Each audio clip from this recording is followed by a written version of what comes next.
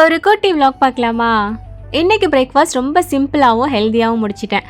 கொண்டைக்கடலை முளைக்கட்டி வச்சுருந்தேன். கூடவே ஊற வச்ச வேர்க்கடலையும் சேர்த்துட்டு வேக வச்சேன். இதை வச்சு ஒரு சலாட் மாதிரி பண்ணிடலாம் அப்படின்னு சொல்லிட்டு. ஸோ அது வெந்து வர்ற கேப்லேயே கொஞ்சமாக குக்கும்பர், கேரட்டு, வெங்காயம் இந்த மாதிரி ஐட்டம்ஸ்லாம் கட் பண்ணி வச்சாச்சு. வெந்து வந்ததுக்கப்புறமா இதில் எல்லாத்தையும் சேர்த்துட்டு கூடவே கொஞ்சமாக ஜீரகத்தூள், அதுக்கப்புறம் கொஞ்சமாக சில்லி பவுடர் சேர்த்துக்கிட்டேன். பச்சை மிளகாய் சேர்க்க வேணாம் அப்படின்ட்டு. இதிலே நல்ல திக்கான தயிர், கொஞ்சமாக உப்பு, ஏன்னா நம்ம கடலை வேக வச்சிருக்கும் போது உப்பு சேர்த்துருப்போம் இல்லையா, லைட்டாக சேர்த்துட்டு நல்லா கலந்து விட்டுட்டு மல்லியில் தூவிட்டோம் அப்படின்னா செம்ம டேஸ்ட்டாக இருக்கும். தயிர்லாம் சேர்த்துருக்கோன்றனால இந்த சலாட் சூப்பராக இருக்கும்.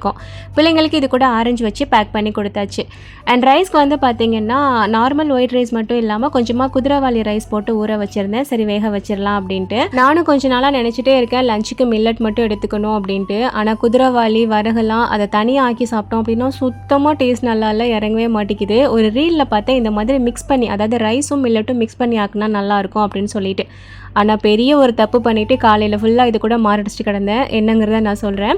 அண்ட் இதுக்கு சைடிஷாக பார்த்தீங்கன்னா சொரக்காய் கூட பருப்புலாம் சேர்த்து ஒரு கூட்டு மாதிரி பண்ணிவிட்டு கூடவே பீட்ரூட் பொரியல் பண்ணிடலாம் அப்படின்னு சொல்லிட்டு அதுவுமே கட் பண்ணி எடுத்துட்டேன். இந்த சொரக்காய் கூட்டுக்கு வந்து பாசிப்பருப்பு கூடவே கடலைப்பருப்பு ரெண்டையுமே சேர்த்து நைட்டே ஊற வச்சுட்டேன். ஸோ காலையில் ஆக்கிறதுக்கு நமக்கு கொஞ்சம் ஈஸியாக இருக்கும் அப்படின்னு சொல்லிட்டு. அண்ட் இது கூட ரசம்லாம் நான் வைக்கலை, ஏன்னா இந்த கூட்டே நல்லா பருப்புலாம் போட்டிருக்கனால பெரட்டி சாப்பிட்றதுக்கு நல்லாயிருக்கும். ரசம் வச்சுட்டோம் அப்படின்னா இந்த கூட்டு அப்படியே கடந்து போயிடும், அதனால நான் அதை வைக்கல. ஸோ அதை தாளித்து போட்டு குக்கரில் விசில் போட்டாச்சு. அண்ட் இந்த பக்கம் பீட்ரூட் பொரியலுக்குமே ரெடி பண்ணிட்டு இருந்தேன். அண்ட் ஒரு சிலர் என்னோட ஷார்ட்ஸ் பார்த்துட்டு கேட்குறது, நீங்கள் சோறு ரொம்ப கம்மியாக ஆக்குறீங்க ஆனால் சைடிஸ் நிறையா பண்ணுறீங்க அப்படின்னு சொல்லிட்டு. அது உண்மைதான். இங்கே வந்துட்டு ரைஸ் இன்டேக் ரொம்பவே கம்மி தான். கார்போஹைட்ரேட் கம்மி பண்ணிவிட்டு ஃபைபர், ப்ரோட்டீன் கொஞ்சம் நிறையா எடுத்துக்கலாம் அப்படின்றதுக்காக இந்த மாதிரியே சாப்பிட்டு பழகிட்டோம். அதனால சோறு உங்களுக்கு கொஞ்சம் கம்மியாக வைக்கிற மாதிரி தெரியும். பட் எங்களுக்கு வந்துட்டு ஓகே தான், கரெக்டாக தான் இருக்குது.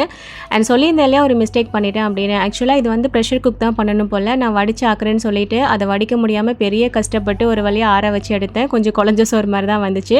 பட்டா தான் திருந்துவோம் அப்படிங்கிற மாதிரி இப்போ அறிவு வந்துருச்சு இதை எப்படி சமைக்கணும்னு சொல்லிட்டு. நெக்ஸ்ட் டைம் இதை எவ்வளோ ப்ராப்பராக சமைக்கிறதுன்னு காட்டுறேன்.